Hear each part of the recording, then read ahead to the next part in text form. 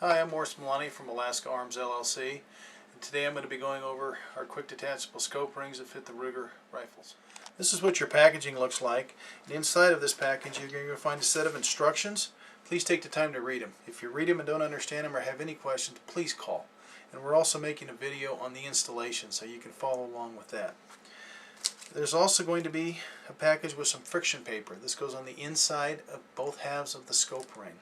This protects your scope and it prevents your scope from sliding under severe recoil. We also have in the package two hex keys. There's a 3/32 for the lock screw, and there's a 7/64 hex key for the cap screws, the four cap screws that retain the top cap of your scope rings. And we'll go into these parts in greater detail. Inside the cans, you'll notice there are two, because typically the Rugers require two different size rings, two different heights. You're going to see typically there's a few pistols that require a higher ring in the front, but typically the high ring goes towards the shooter and the lower ring goes towards the muzzle. And you can tell which one's higher or lower. One, just hold them together and look at them. They're in 1/8 inch steps, but also there's a number on the Ruger ring, and you can tell what height you have, and they should be installed properly, where the higher ring should be in the back on most of your 77s.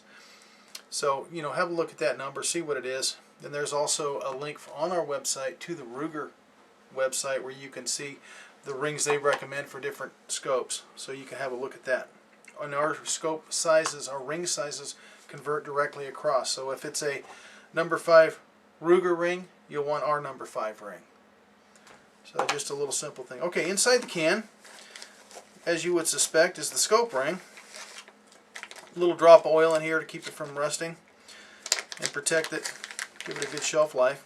Now, this lever is in the unlocked position, and so it locks at either the 3 o'clock or the 9 o'clock position, and it's unlocked at the 12 o'clock position. So you rotate the lever 90 degrees, and typically when you have your rings mounted on your rifle, you have the levers pointed towards each other. That's kind of a personal preference, and you can make that call which direction you'd like to have them. But that's as simple as they are. Now let's have a look at the parts. Okay, here's a scope ring right out of the packaging, and no doubt you're going to want to flip the lever and see how nice it is. So you'll notice that it locks in both the 3 o'clock or the 9 o'clock position. The 12 o'clock position, it is unlocked.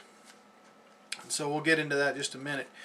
First thing we want to do is remove the 4 socket head cap screws that retain the top cap of the rings. This is a 7/64 hex key, so just back those out. And if you damage these, you need to replace them, you can go down to the hardware store, and they're 640 by a 1/4 inch long socket head cap screws. It's a common screw. Get good American made screws. Everything on this scope ring is heat treated, including the body of the ring, all the surfaces, the levers, everything's heat treated, including these screws. So if you manage to damage one, be sure and use a like material. Good quality screw. Won't hurt. You'll never regret it.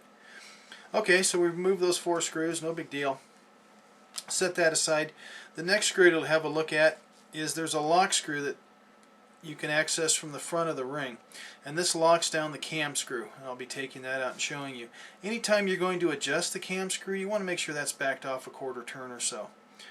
So there's really no need to remove it, but if you do remove it, or if you damage it or lose it, it is a 1032 by 5/16 socket head set screw, and it's a set screw, not a, of course, and you can see it's a set screw. So there we are.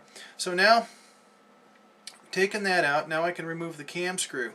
We're going to have 2 mystery parts, which means as soon as we get this screw out of there, they're going to fall out, and we're going to wonder what they are and where they came from. So let's do that. And there's no need to disassemble them to this point, but somebody will, so here we go. We're going to go over this. Okay, and do your disassembly over a table. These things are hard to find on carpet or a floor. Okay, what these are springs, and these are the springs that snap the cam plate back. It's not magic. There's actually springs in there. They're stainless steel. They're good little springs. So if you lose a spring and need some parts, go to the website or call me. We'll take care of you. Okay, so there's our spring, and they fit in the corresponding pockets on the bottom of the cam plate. So when you put them back in there, line them up with those pockets and insert the cam screw. So we're going to take the cam plate. The cam plates are the same on Ruggers in both the front and rear rings. So there's only one style of cam plates. Now the next item we have is the cam lever, and this works in a slot on the cam plate, and that's how it pushes it forward. Then when you throw it in the 12 o'clock position, it falls into the groove and it pops back open. And lastly, we have the cam screw. So why don't we zoom in and get a little bit better look at this.